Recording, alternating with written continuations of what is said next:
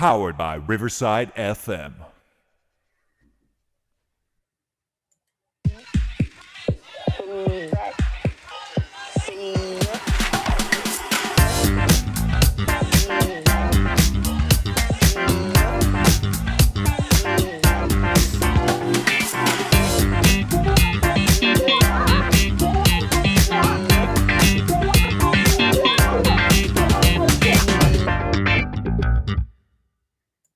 What I'm trying to say is that if I can change, Я думаю, что каждый тоже изменился and сегодня. you can change, Вы можете измениться.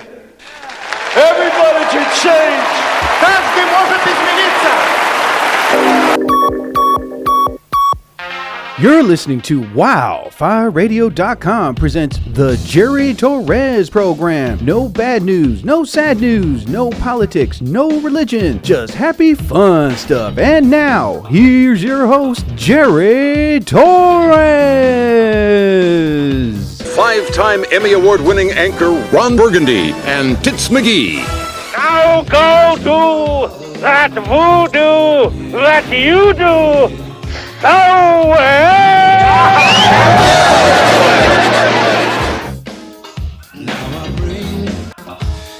Oh my God. You gotta be kidding me. There we go. I think that's it. Hold on. Oh my God. Welcome, everybody. Hold on. Let me see if I can get this. Wait a minute. Okay. There we go. I think this should get up. It doesn't sound right.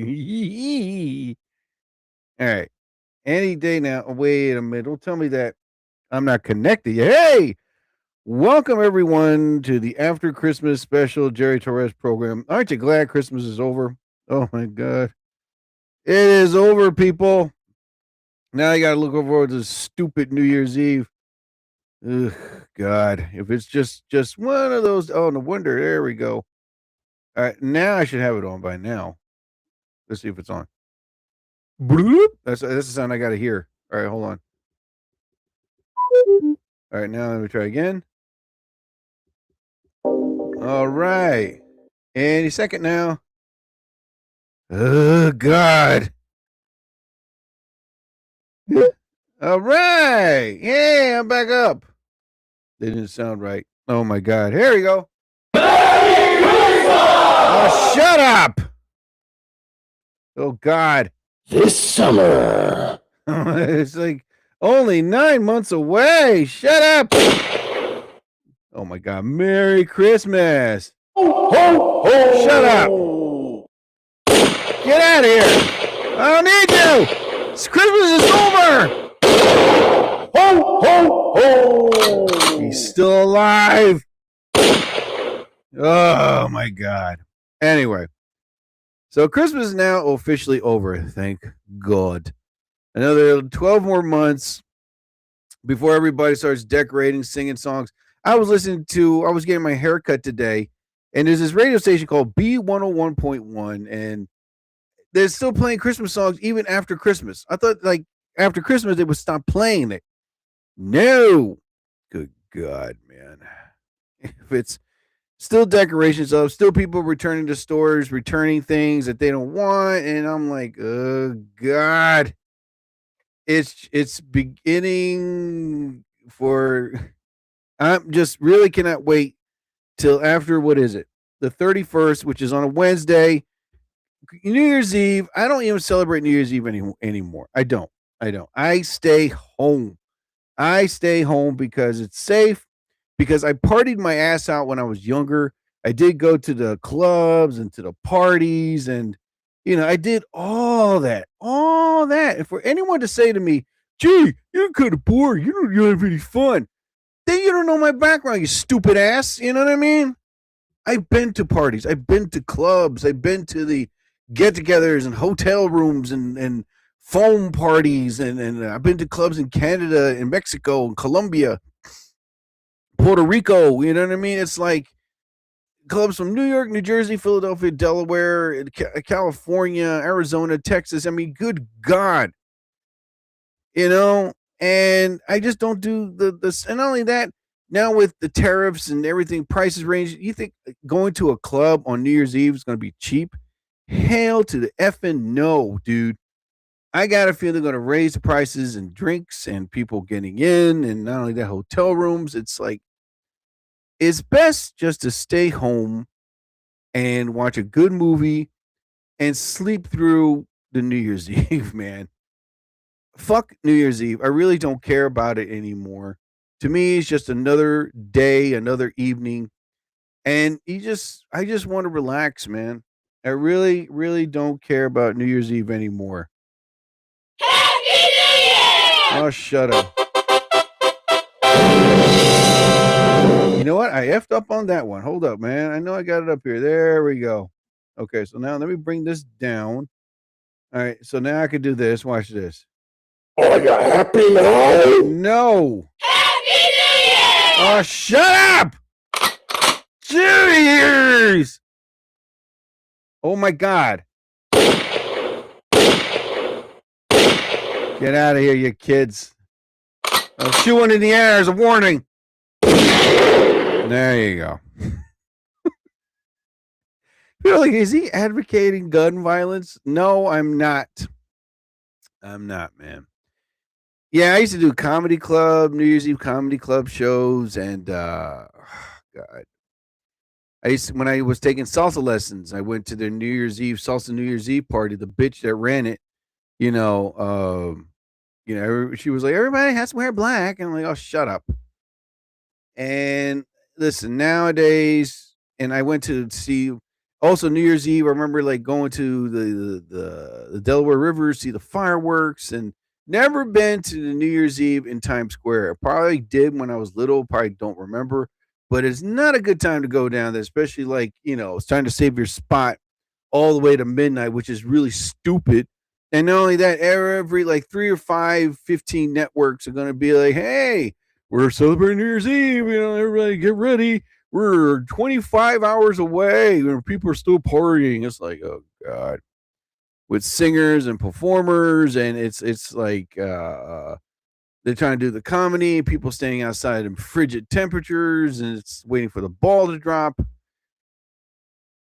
To me, New Year's Eve sucks. Fuck New Year's Eve. Fuck New Year's Day. I really don't care about it anymore. To me, it's just an ordinary day. I just like to stay home and relax. It's safe, number one. 2, I'm near the bathroom. 3, I can watch any movie I want, just, and I don't have to worry about, some jackass ruining a party in case he throws a gun out, or, there's another thing about going to outside and someone shoots a gun. It's like, or people fighting, or for the dumbest things. And not only that, nowadays, if you decide to go to a club New Year's Eve party, it's like you got to pay for parking. Then you got to pay to get in. Then you got to pay for drinks. Then you got to pay. It's like, by the time you're done, you probably wind up with nothing left to get inside, dude. It's, to me, New Year's Eve is just nothing to me anymore. I really don't care about it. I really don't. But those that do love it, do love to go out. That's more to you. Me personally, I am not a go outer in clubs. What the hell just happened here? Okay, good. Anyway, so, and everybody's like, oh, I'm going to make my New Year's Eve resolutions, and I'm going to make a promise to myself and lose weight. I've said it before in a previous podcast show. Don't make the New Year's Eve resolutions. You won't stick to it. All right? Because just try your best. If you're going to quit drugs and quit drinking, okay, hey, go for it. Focus on that. You're going to lose weight. Again, focus on that. All right? You're determined. You got the passion. You got the fire. Go for it. But if it's just going to be like, oh, I'm gonna stop eating peanuts and stop smoking. Oh God, yeah, pretty much that's not going to happen. Loser. So just don't make the New Year's resolution. Just go about and just focus on something. Like, okay, prime example. When I was paying off my credit cards, there was this lady who was a financial expert. I forgot her name. Damn it. Anyway, and she was giving great advice to people on how to pay off your credit cards. And because of stories of people have heard when they're damaging their credit, destroying their credit, by ordering more stuff, and then it's, oh, I'll pay it off next month. Oh, I'll pay it off next month. And they put it to the side, put it way in the backboard, and it's like, and they never pay it off. And next thing you know, the interest rate goes up, penalty fees will come in. Next thing you know, the price will go up, the bill will get higher. So I don't do that. What I do is, for the past, a couple months, I was checking out all my credit cards, and I was realizing that there was four of them that I haven't paid off yet. So I wasn't getting penalized. I wasn't getting like threats or warnings. We're gonna send some goons to your house and beat you up. No, nothing like that. But it was just, I had to get some advice. So there was this lady, and she was a financial expert, worked for a stock market. She was saying about paying off your credit card. If you want, she said, you can pay it off a month, like every week, $100, and that will bring your interest rate down. That will bring the fee. It's like the credit card company would be like, oh, instead of waiting monthly, he can pay it off weekly. Okay, that's fine. All right, and they pretty much looks good in your credit report in a way, because they see that. So that's what I've been doing. Every time I get paid, I would go online, pay off this credit card, the monthly thing, $100 here, 125 here, and I would add it up, how much what I need to pay it off completely. And right now, I'm down to like 2 credit cards to pay off. Once I pay those off, the only card I have to worry about and really pay off is the Capital One. That's it. Other than that, so in a way, when she was discussing this about paying off credit, is that you'll feel good. There's something inside you that's like relieving. It's like it's a satisfaction that you paid off a monthly fee. You know what I mean? Like, you paid off your bill. So she goes, give yourself a reward to do that. You know what I mean? It's like, in the way she was saying, reward yourself as, you're paying off this bill monthly, and the goal is going to be paid off within 3 months or 4 months, whatever the case. But reward yourself. Every time you pay a credit card bill or pay off your insurance or car payment, once you pay like 4 or 5 bills, whatever it is, reward yourself. Use that money, whatever you have left, to, go out to eat, put gas in the car, or buy yourself something. And so that's what I was doing. I was rewarding myself every time I paid off a monthly credit or the weekly credit card. So what I did was, I went on Amazon, I bought me some new boots, and I bought myself a pool stick. Yeah, a new beautiful pool stick. I love playing pool, billiards, or as you call it. It's very relaxing to me. I like the clacking of the balls. Good God, I should have never said it like that. But anyway, hey, Jerry, I heard you like balls. Here are mine. Clack on these. What? You know what I mean? Yeah. You like the clank on my balls? Yeah, right on your chin. I was like, what? Dude, don't roll that way. What the hell's wrong with you? So You eyeballing me? great, here comes the ball jokes.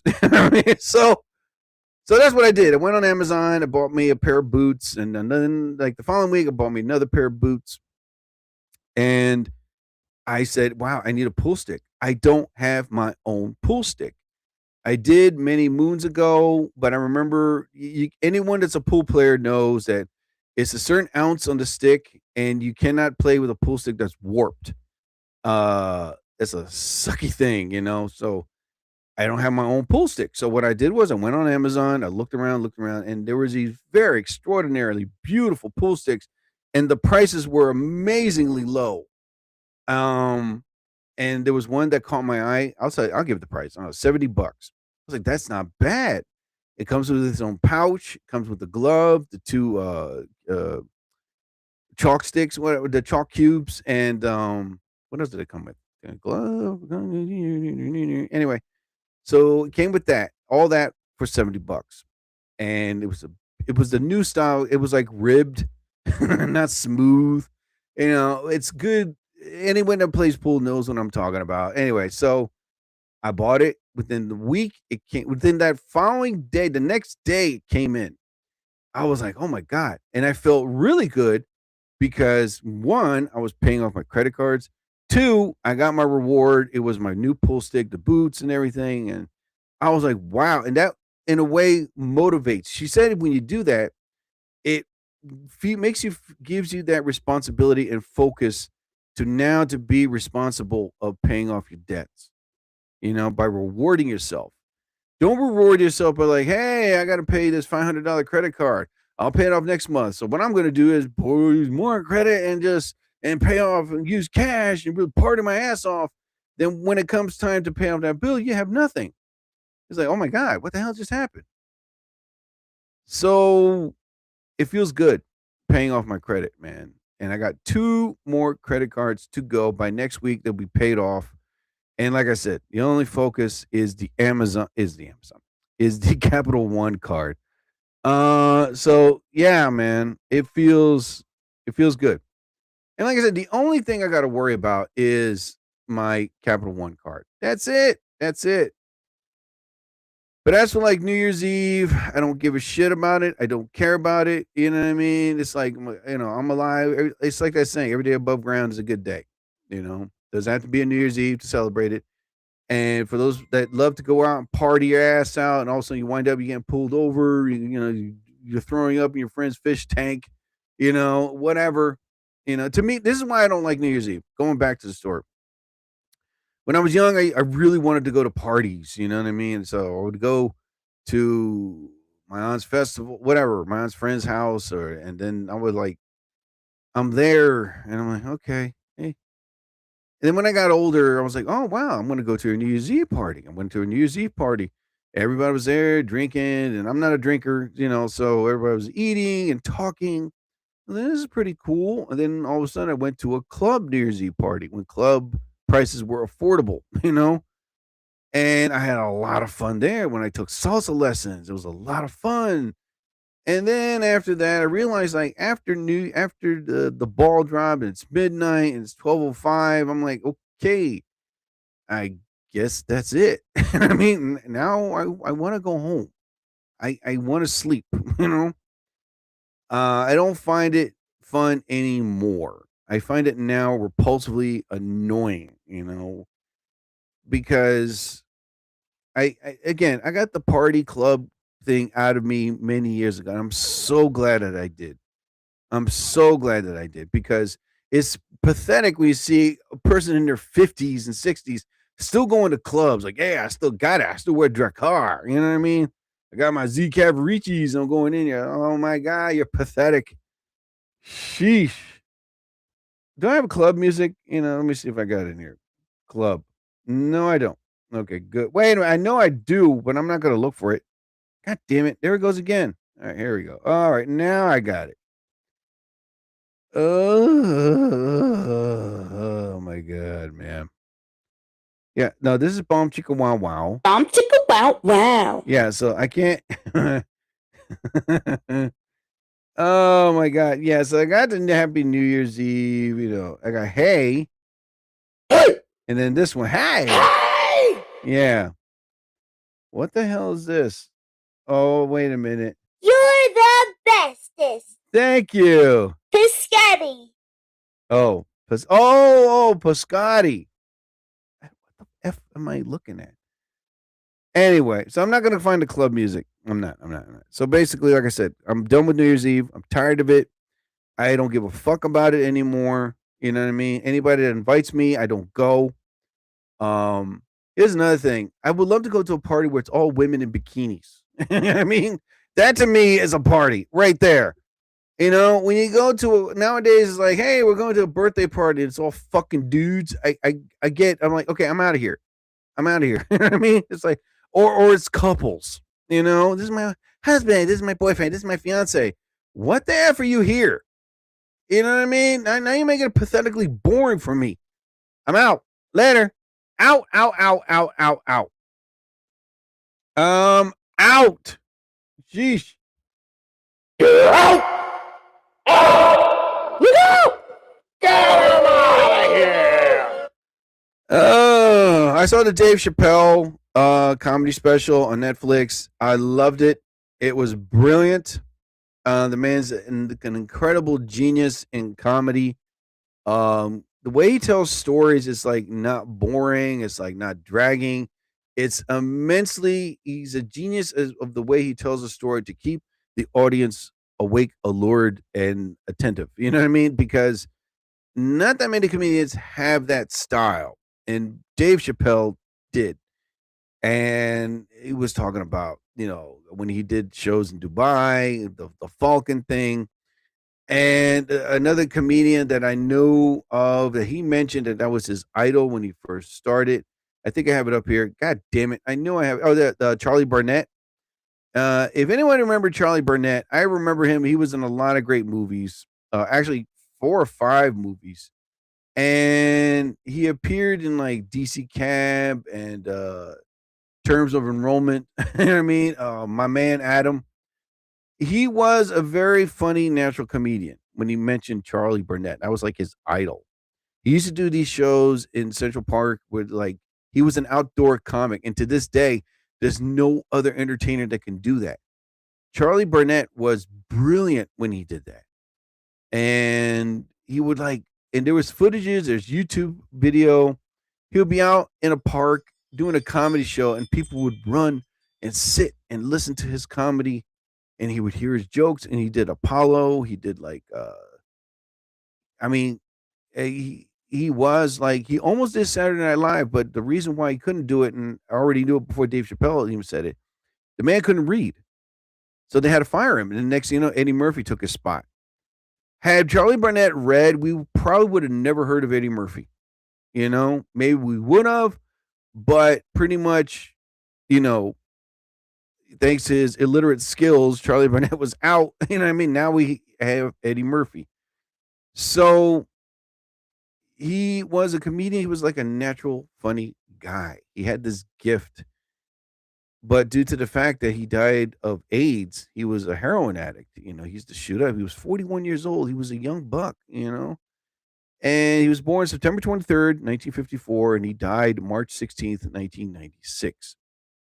And when Dave Chappelle mentioned him, I was like, wait a minute, I've heard of this guy. I looked it up.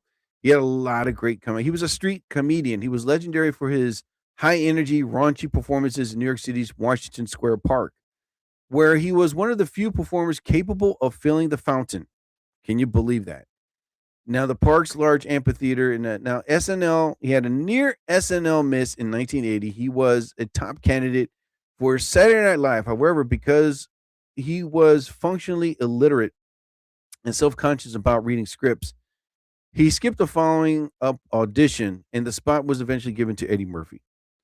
And he was, now mind you, he wasn't like poor and destitute. He was working, like notable roles. His best known for his recurring role in Neville Noogie Lamont on Miami Vice from 1984 to 1987, and appearing in the 1983 DC Cab film.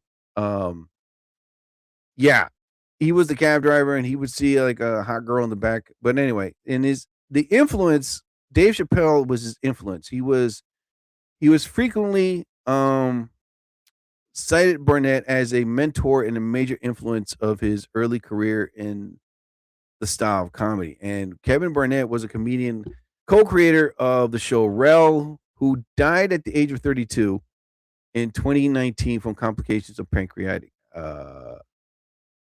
Pancreatitis. Damn it. Anyway, Kevin Burnett.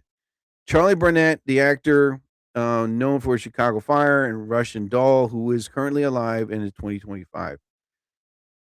But it was great that he mentioned this man's name, and now people are like looking him up, and his name is now out there again.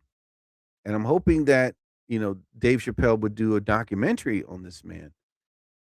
I know about him, like, what was it? When he was on DC Cab, he had this high energy comedy about him.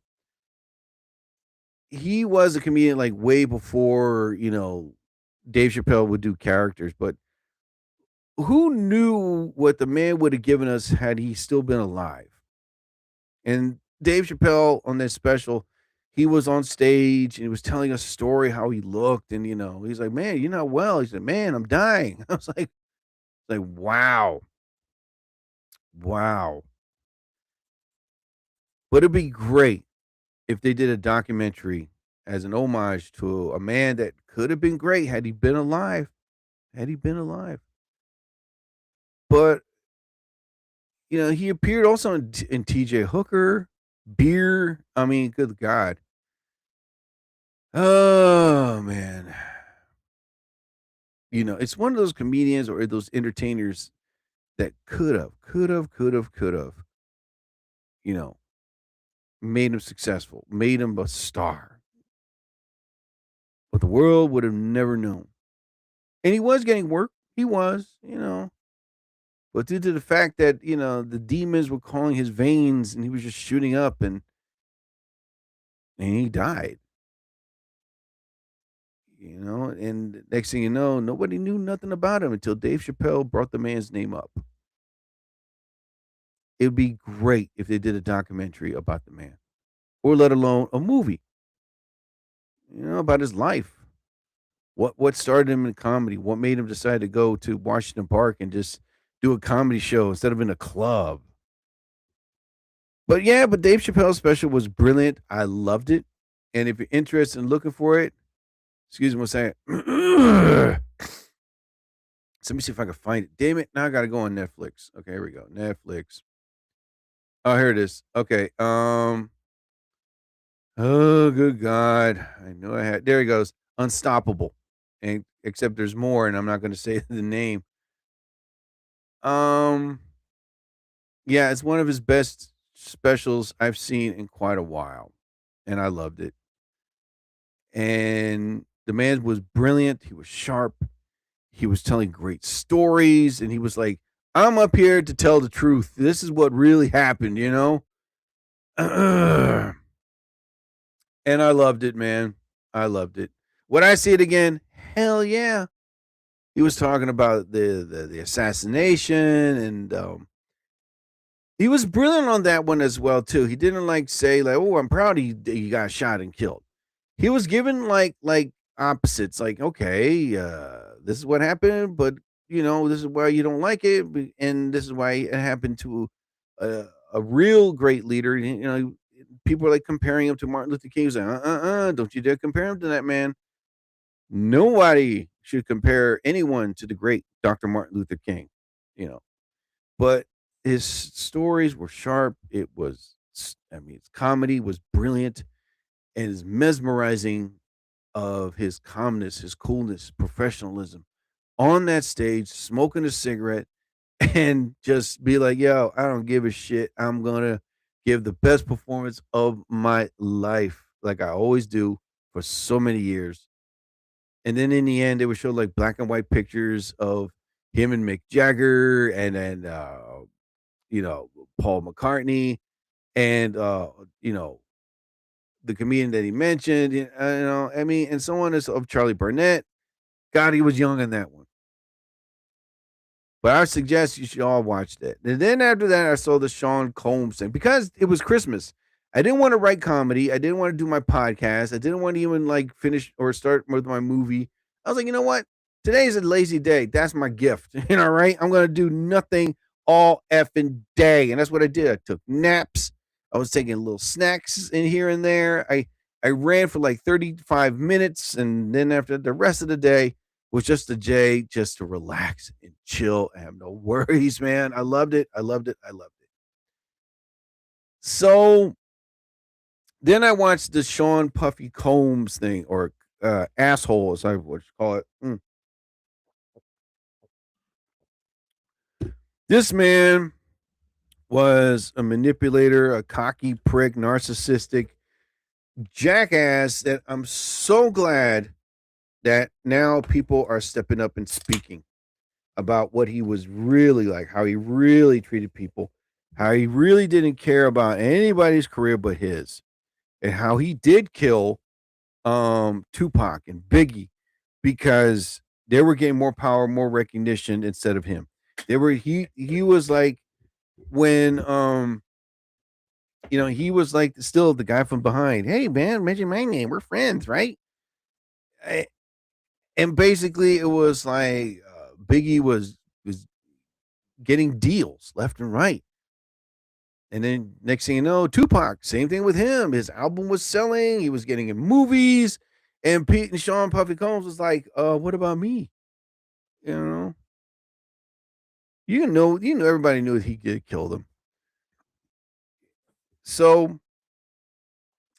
then after that, it was like he was recording himself weeks before his trial and like, oh, I praise to God. And, and then he's like, but then when you hear the back story of the people that he screwed, the people that he didn't pay, the people that he lied to, it was like, and on and on and on. And now no one's afraid of him. Everybody's speaking up. Everybody's telling the truth. Everybody's revealing videos and like letters and emails and texting of what this guy said and did. And all of a sudden he was acquitted on that 3 and everybody was cheering. How stupid is that when you cheer? It's like you cheer and you celebrate when he's not convicted of all counts, not guilty on all counts. All right, yay, everybody cheer. But he's convicted of 2 and not 3 and he's still in jail. That's nothing to celebrate about. It's like, damn it. I got to go back. He's like, yeah, you got to go back, man. Sorry. And I'm kind of glad he stayed in jail too, because he knew good and damn well he was going to go after people. But this judge was a stupid man. And I said it before in the previous, I did a research on this judge. Don't F around with him because he was a judge that's been around a lot. He's seen it. He's heard it. And he's like, okay, another liar, another mobster, another warlord, another drug dealer, another hitman. It's like he's been there, seen it, done it, and he's like, he knows the bullshit. He's like, nope. And everybody's like, oh, he's racist. He's racist. The judge is racist. It's like, no, he's not racist. He's a judge, and he doesn't like it when money of that person. I think they have money. They think they can buy their way out of anything. So this judge was like, you know what? Screw that dude. You're staying in jail. Sorry. Yeah, but what about if we do a plea deal with the ankle bracelet and monitor him 24/7, take a drug test? And judge was like, no, come back in. All right, how about we offer for $100 million and his estate, his kids, and property, and his whole catalog of music. That'll be up to $200 million. And he's like, nope, ain't doing it. I was like, damn. All right, judge, here we go. Third time's the charm. We give him his soul, blood, fluids in his body. We chain him in public, and that way we know where he is 24/7 through 24-hour CCTV cameras, on the phone. Nope, ain't doing it. Sorry, denied. Get out. It's like, whoa. Yeah. Get out of my courtroom. Yeah, except it was a man judge. But anyway. Yeah, it's like, what the hell? I said order. Yep, that's all you kept hearing. Do that again and I'll hold you out of my courtroom. That's it. Order in the court. And, they spoke to the 2 jurors of, why, in a way. Like, one case was the girl that was getting beat up. She was so beautiful. Oh, my God. But she was getting beat up, treated like crap, and then she kept coming back to him because, money, fame, recognition, it was the only way people could say, hey, I'm a star. But as long as I'm next to Diddy, I'm a star and everybody knows me. But no, without pity, pity. She was like, but what about me? Anybody know who I am? Yeah, it's like, no. All of a sudden she's next to Diddy. Oh, everybody knows me now. Yay. But this man, P. Diddy, he was just all about him. All about him. He was narcissistic, greedy, manipulator, a liar, an antagonizer. It was like the guy that created that little sub, it was all about him. When he didn't want to hear the mouths of professionals, sub divers, submariners, he was like, listen, this sub is safe. And these guys were like, no, it's not, dude. You know what? I'm going to go down. And then he got killed for it.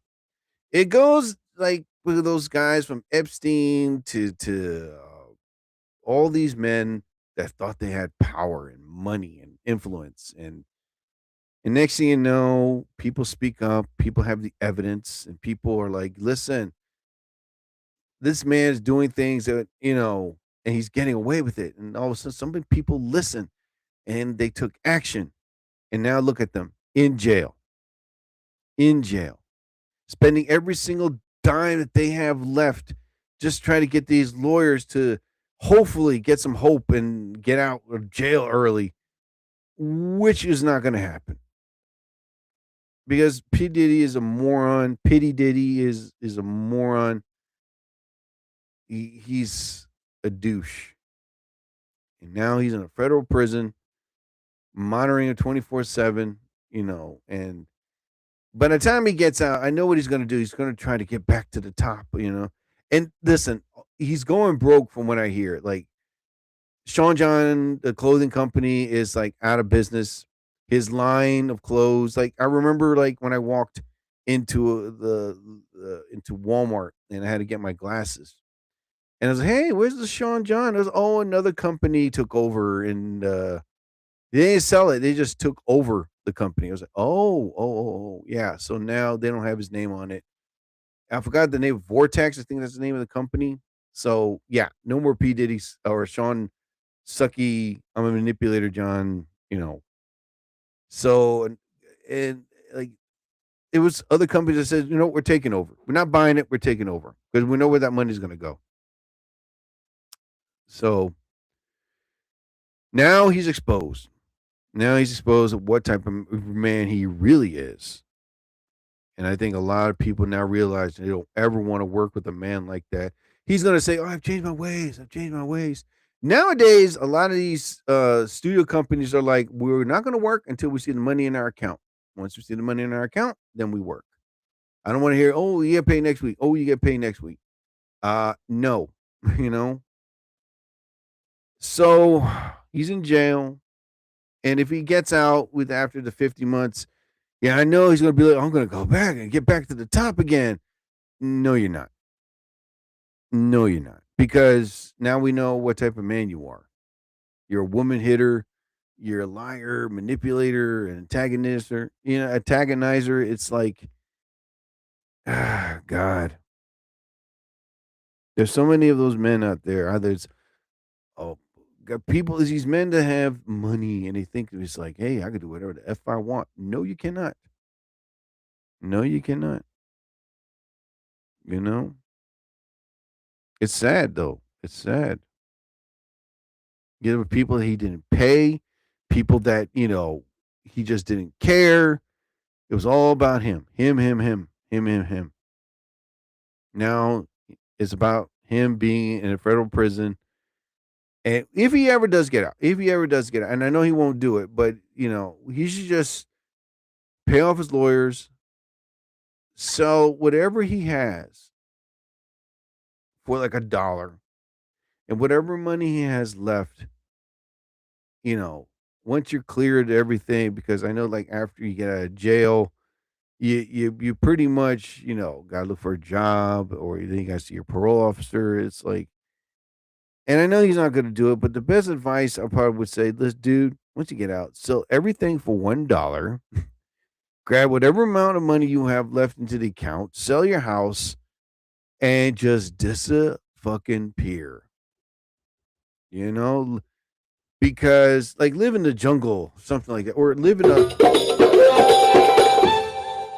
or live in a high mountain somewhere away from everything and everyone. Change your name, because you're not going to get back on the top where you was before, ever. It's over. I'll probably get on TikTok live for a little while. Oh my God. I'm so glad I drank my coffee, man. But besides all that, he's a douche. He's in jail, and now, he's pretty much going to become someone's bitch. Oh my God. All right. So now I'm going to get on TikTok live. I'll just announce it. Okay. Here we go. 15 seconds. Hey, everybody. It's after Christmas, and I know everybody's returning stuff to stores, but you got to return to me, the Jerry Torres program. I'm on live So if you'd like to join me, please do come by, say hi, and I'll see you then. Later, everybody. Bye. All right. So next thing you know, all right. So live now. Tap that in. Live now. Now. Okay. Boom, boom, boom. Get that up there. Wait for a little while. All right. So get on here. Go live. Okay. Anyway. So P. Diddy's in jail for 50 months because, he wasn't charged for 2. He was charged for 2, not for 3, and it's an interesting documentary about the guy that pretty much screwed over a lot of people. But he's living, he's learning, but I know he's not gonna change. He's gonna be like, no, I'm gonna go back to the top. I'm gonna be making money like I had before. And I was like, oh boy, dude. Anyway, so now they're talking about, I was checking the weather. They're going to have snow, sleet, and ice later tonight. I think it started happening. I don't know. But yeah, I think we should have that, especially on my day off from work. Why not? It always happens when I'm going to work, this snow, sleet, and slush of snow. It always does when I'm at work. It has not happened since on my day off. Now that it's my day off from work, I'm at home, and the weather was like, hey, it's going to snow, sleet, and ice later tonight. So if you're driving home, please be safe. And I'm like, wow, this is not happening. I was like, I'm not doing that, and I'm home. Yes, I'm at home. Wow.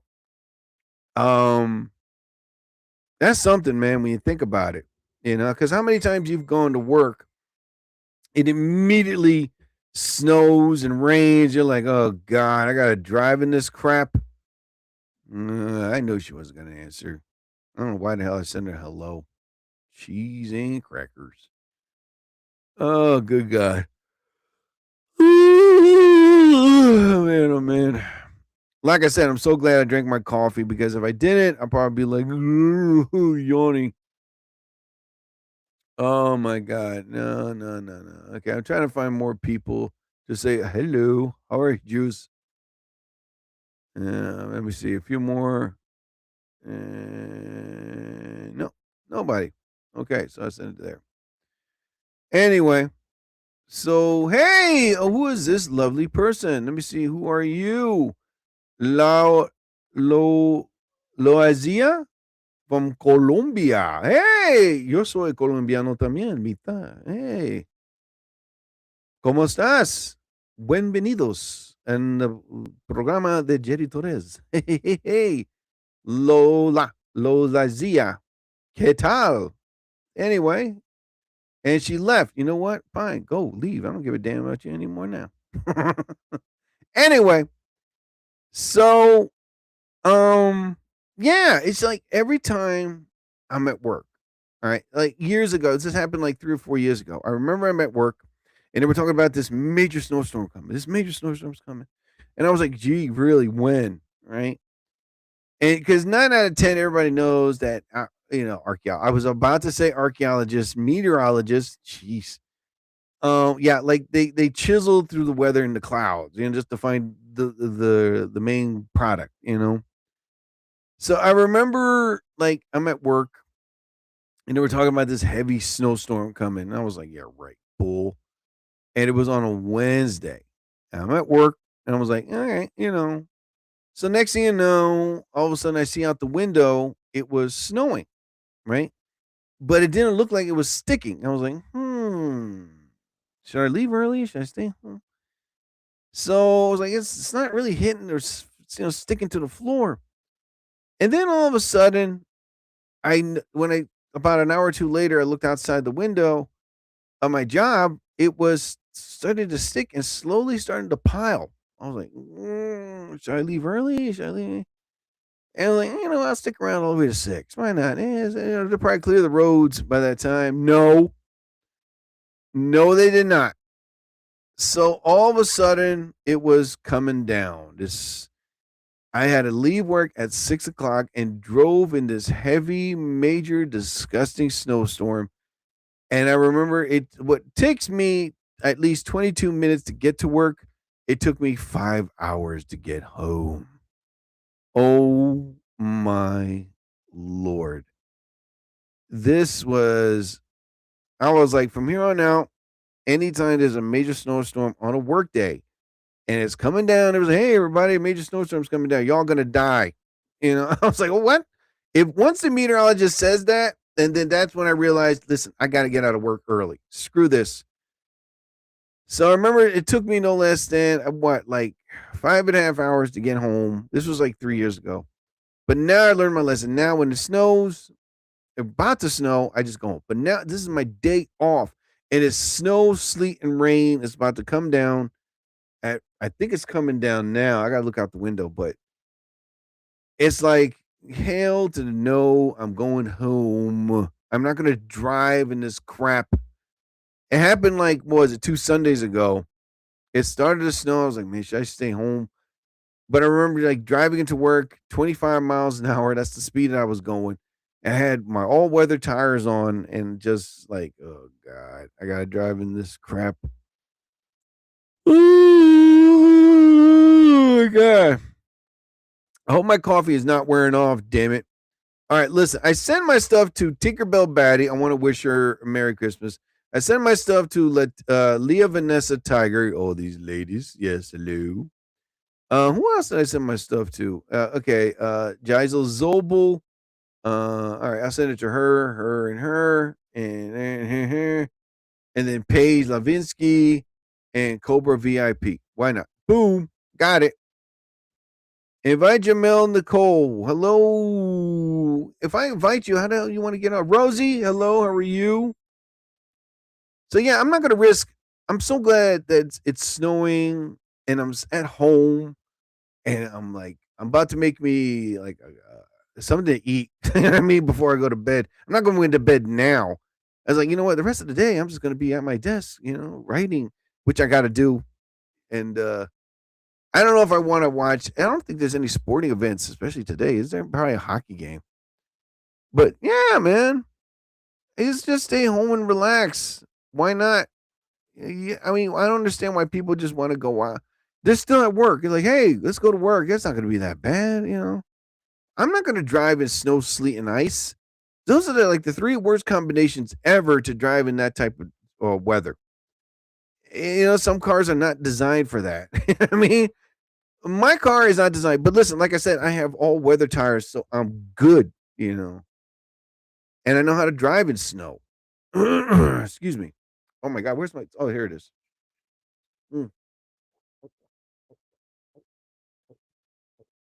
Oh my God. Oh goodness, man. I feel so thirsty worm in my room. I feel bad for those people that are driving home right now if it's coming down, So the Detroit Lions are out of the Super Bowl, hopeful to be Super Bowl. It sucks. It's sad, man. My heart goes out to them. That was the type of game I was rooting for, the underdog, and Detroit wasn't the underdog. They were just underplayed. I mean, it was like, oh God. The rest of the other 2 games, I'm like, well, these guys are out of the playoff series to the Super Bowl. Why am I watching these games? Like Dallas Cowboys and the Washington Commanders. And then there was another one. I'm like, oh God. You guys are out. Why the hell am I watching you guys? And then I saw a little bit of the Viking Detroit game, and that's when I realized that this is going to be a good game. No, it wasn't. Excuse me. No, it was not. It was not. I was like, oh my God. You mean the Detroit Lions are out? Definitely out. They're not going to be playing no more. Oh my God. My heart goes out to them, man.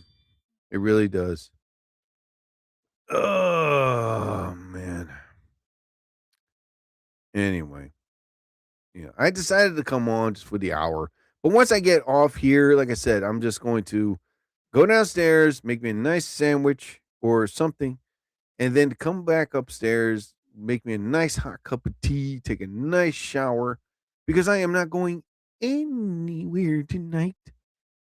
Ugh, my God. Ooh. I might have me another energy drink. I might probably another cup of coffee just to keep my ass awake because I'm not going to fall asleep. I'm not. I'll probably do my movie tomorrow, but I just want to listen to some previous President Steve shows that I missed. I think it was 2 of them this month. And then just write my comedy. And then probably, what else I got to do? Write my comedy? Yeah, wait, I'm probably working on a book right now. Or yeah, get my ideas from my book. And then just upload my podcast show. Then after that, call the rest of the evening like a relaxed, chill evening because I am not doing anything, damn it. Good God, man. You know, I got to go back to work on Sunday. And now that's when the games start because that's when the Eagles play the Buffalo Bills. Now, this is do or die, in or out, but so I'm rooting for the Buffalo Bills. I'm sorry, Eagle fans, but yeah, I'm going for the Buffalo Bills. God damn it. Do I have the Bison sound? I know I have it here. Bison. Yeah, there we go.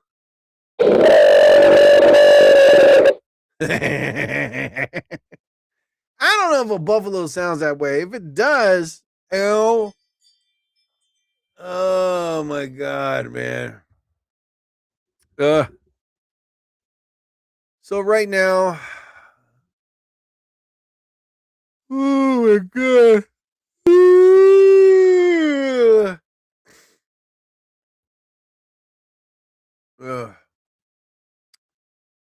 I don't know, man. It's just going to be an evening of just relaxing and just clear my head. I got so much on my mind right now. Like comedy shows are going to happen next month. I'm going to go back doing more open mics and then regular comedy shows. And this time I'm really going to experiment trying better, stronger material. I'm going to ask for help to sharpen my stuff up because don't get me wrong. When I write comedy, it's like, okay, I got it. It's a lot of rewrites, a lot of lookovers, and then you go over to do an open mic. You're like, yes, I can do it. I can do it. But lately it's like, there's a part of your brain. It's like it's creative, and you're like, you know what? I am going to sharpen it up and ask for help because there's a lot of material that I'm working on that I really wanted to be great.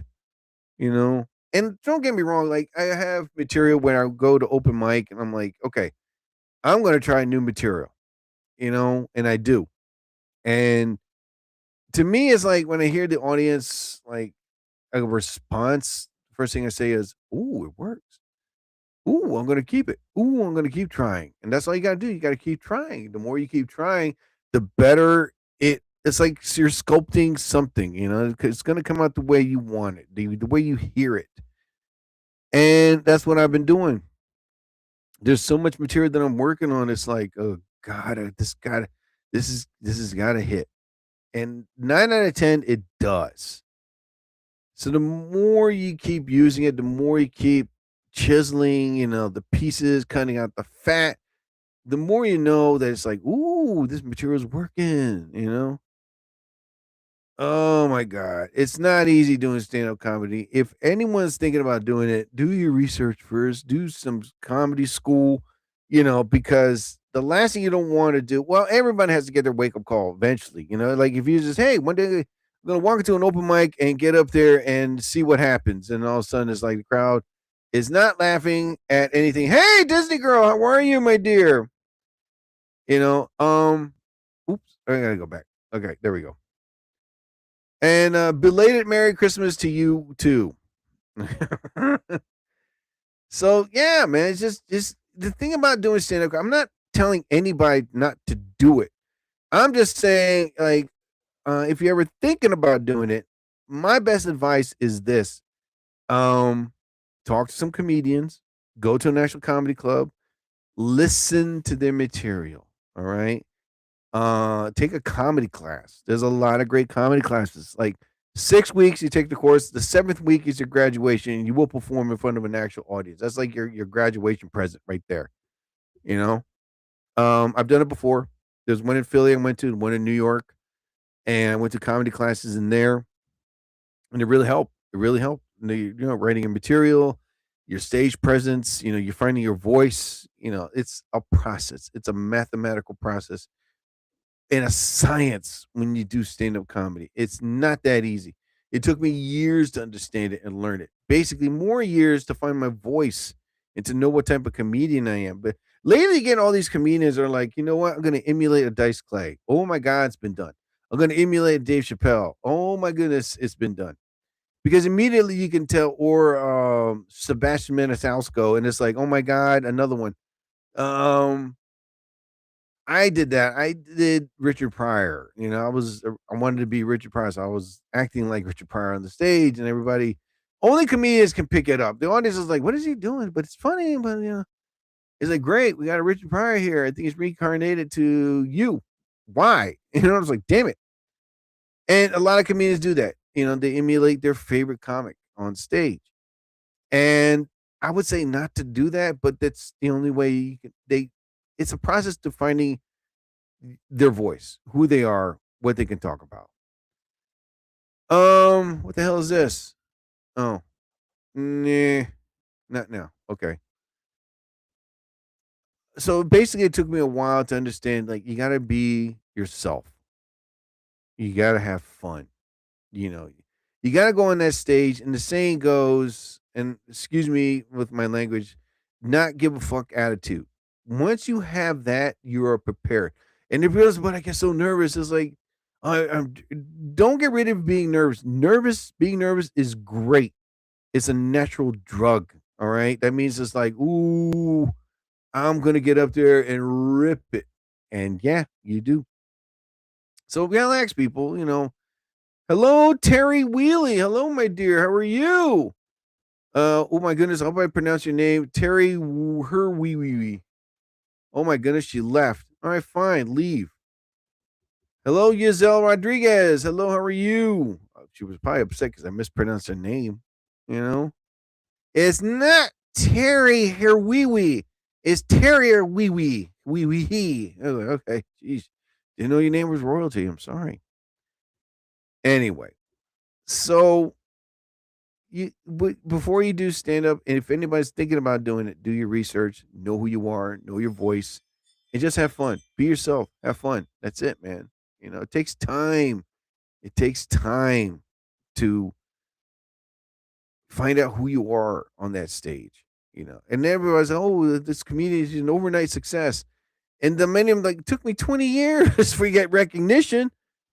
Now you're saying that it's an overnight success. Sheesh.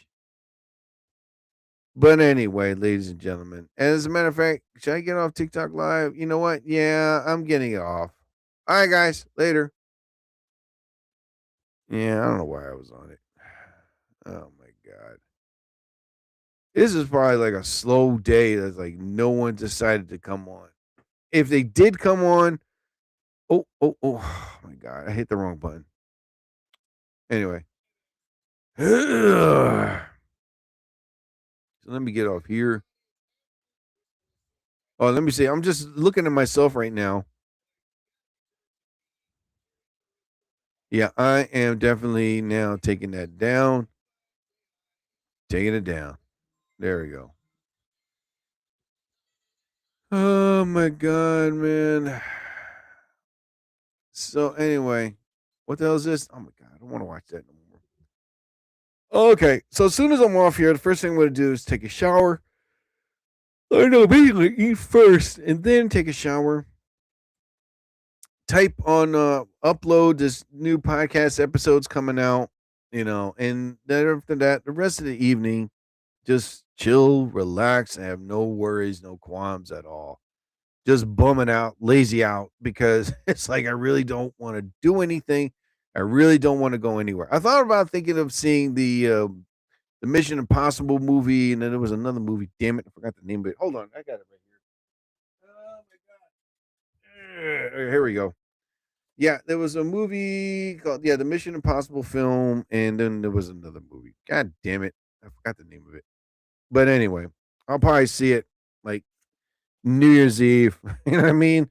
Because it's something that I need to watch because I really don't give a damn about the ball drop. I really don't. Don't give a damn about New Year's Eve. Don't give a damn about New Year's Day. Don't give a damn about the holidays. The only thing I give a damn about that's done and over with for a full year, not to care about it, and just because the new year does not make you a new you. Okay, you make a new you, not a new year. All right, go day by day and try to find the flaws that you have, make yourself better. And for those people that don't like you, hey, give it a new I don't give a fuck about you year. Just worry about yourself. Have fun and just focus on better things in the new year and focus on better things in your life. Fuck the new year. Your life is better. Anyway, ladies and gentlemen, thank you for listening to another edition episode of the Jerry Torres program. As you all well know, I am an accomplished author. I've written a book entitled Chinese Food for Breakfast. You can find my book either on lulu.com, that is LULU, or on Amazon Kindle. And it's an ebook. You can download the book, read the book anytime, anywhere on your phone, tablet, or your laptop. And the book is only $4, people. So you're really not going to be breaking the bank. Also, listen to my good friend Latice Mitchell's podcast show. She's on the work and making a comeback. Tice Talk. You can listen to her previous podcast shows on TikTok, Instagram, or on YouTube, or on iHeartRadio. Her podcast show is about fun, life, dating, her family, you name it. She talks about it. She makes it hysterical. Latice Mitchell is one of my closest and dearest friends in the comedy business, and she makes a great podcast show as well as her comedy is superb. So definitely give a chance. Go listen to Latice Mitchell's podcast show, Tice Talk. It'll make your head spin. Tice Talk. Get wrecked. Tice Talk with Latice Mitchell. Real bad. Tice. Sunday. Also, listen to Gordo B. His new album and new music is up right now. You can find Gordo B on TikTok, Instagram, or on YouTube. You'll definitely love this hip hop style. It's like the Diggable Planets, Tribe Called Quest, and De La Soul, all three into one. It's understandable lyrics. It's great to listen to and just have a good time. Just put your headset on, just bop your head, man. It's the type of music we need. And it's hip hop music with lyrics you can understand what the hell he's saying. Damn it. But anyway, listen to Gordo B. Again, you can find him on TikTok, Instagram, or on YouTube. Gordo B is spelled Gordo, big letter B. And also listen to Funky Times. Yes, you can find Funky Times on TikTok, Instagram, or on YouTube. They make great music. And it's original music too. If you're interested in hiring them for a special event, send them a message, work things out, and you won't regret it. So definitely give a chance and listen to Funky Times, especially on Funky Times. Speaking of Funky Times, I use their music to close my podcast. And a 3, 2, and a 1. Ah, God damn it. I got the wrong one. Son of a bitch. All right, hold on, man. Yeah, I cursed. Who cares? Anyway, there we go. Speaking of Funky Times, I use their music to close my podcast. Again, and a 3, 2, and a 1, and a 1, 2, and a 3. All right, ladies and gentlemen, thank you for listening to another episode of the Jerry Torres program. As I always say, towards the end of my podcast, whatever religious figure you believe in, may you be blessed. I bid you all a fondue.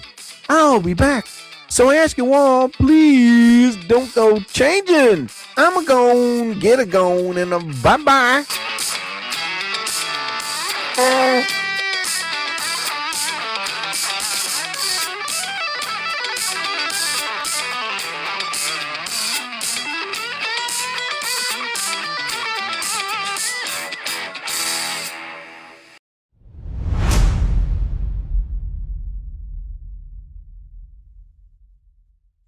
Powered by Riverside FM.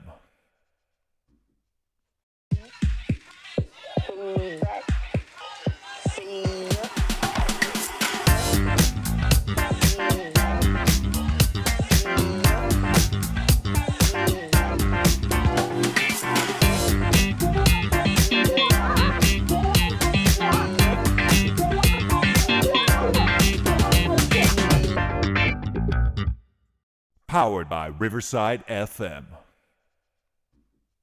Limited time offer. No purchase necessary. Offer valid at participating locations. Void where prohibited. No animals were harmed during the production of this soundboard. Subject to change without notice. Side effects include dry mouth, occasional pig snort or two, sore stomach, teary eyes, achy jaws, and whatever tingles well. Laughing heart.